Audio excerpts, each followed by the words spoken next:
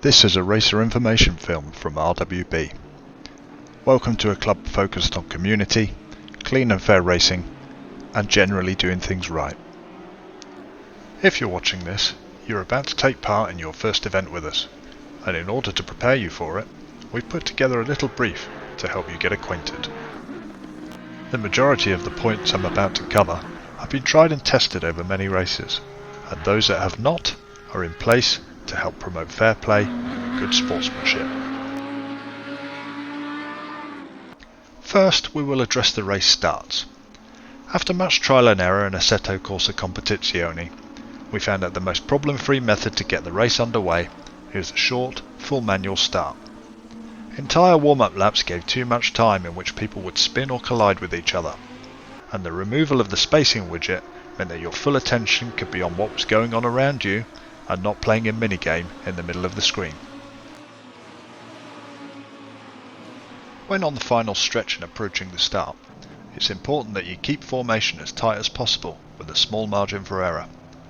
What we don't want, and take a dim view of, is hanging back to give yourself room to anticipate the start.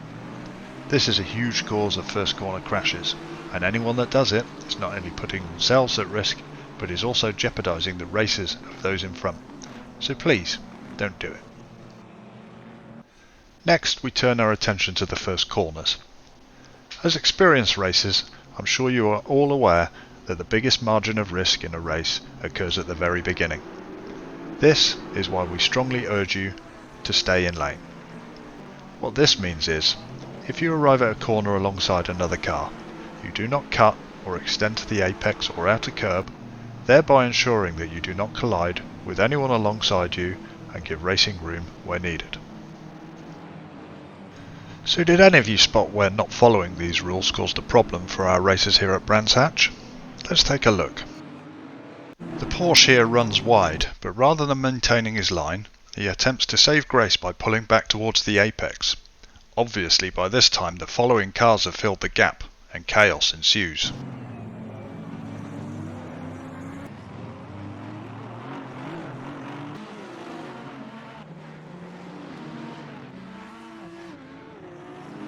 So this is why we strongly suggest that you exercise this method for much of the first lap, or at least until you are confident that you have a good gap to the cars in front and behind.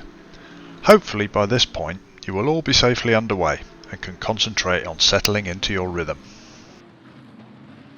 Now, should everything go wrong and there is reason to call a full course yellow, this is what you'll be expected to do. Decrease your speed gradually down to 60 miles per hour or 100 kilometers per hour. Pull to the right hand side of the track.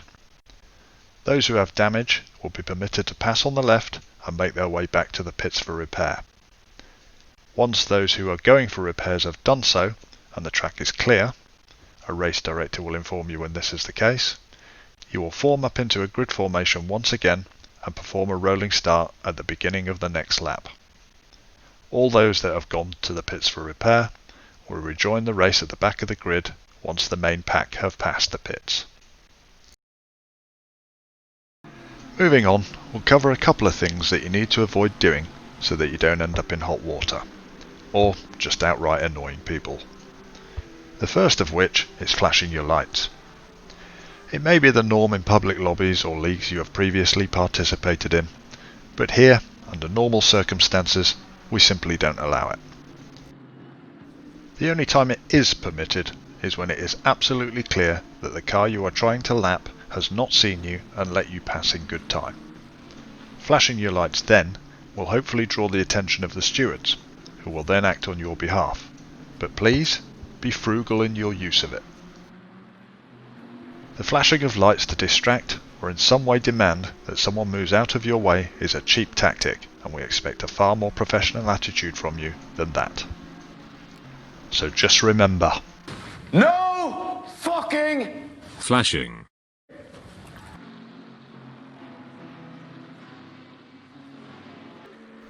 Next, dive bombing.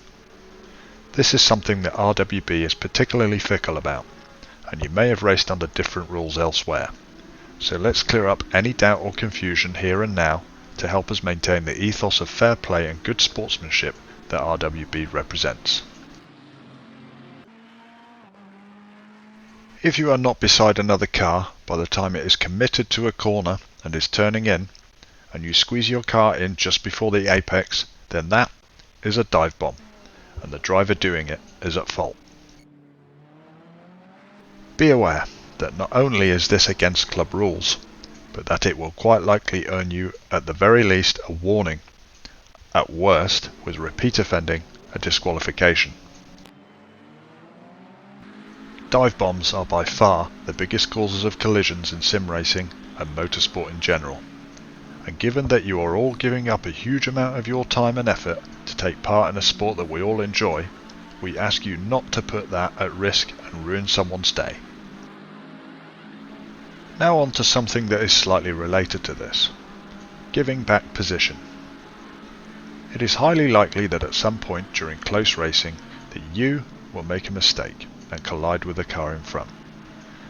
Close quarters racing is at the pinnacle of sim racing difficulty.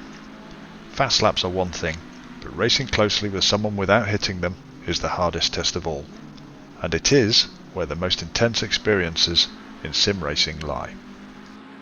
What we ask though is that on the occasions where you get it wrong and you knock someone off track, you wait, whenever possible, and give the place back. Yes, this might cost you a position or two, and yes, it may seem like a harsh penalty, but for one thing, it's an incentive to avoid doing it in the first place, and for another, it will be taken into account in any incident reports during or after the event. We strongly promote this approach because here in RWB, the spirit of fair racing far outweighs the glory of your position in the race. Now, a subject that has recently surprised us that some people have issue with is race comms.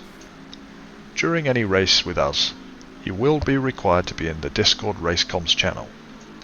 In the case of multiple driver endurance races, this can be just one of your team, as long as any messages can be relayed to other members in good time. This is so that any instructions from race stewards can be heard and adhered to immediately, such as full course yellows. What many new racers seem to imagine is that race comms will be full of distracting chatter. This is not the case. It is strictly forbidden to talk on race comms about anything other than race relevant information. For example, caution, crash at second corner. Even this is to be kept short and to the point.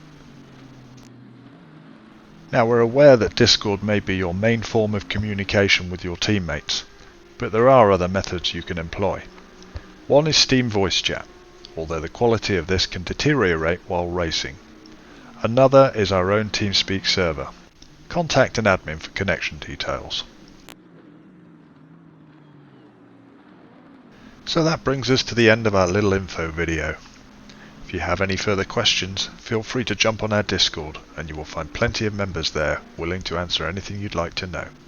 But for now, we sincerely hope you enjoy racing with us and come back for more in the future. Good luck, and I'll see you on the other side.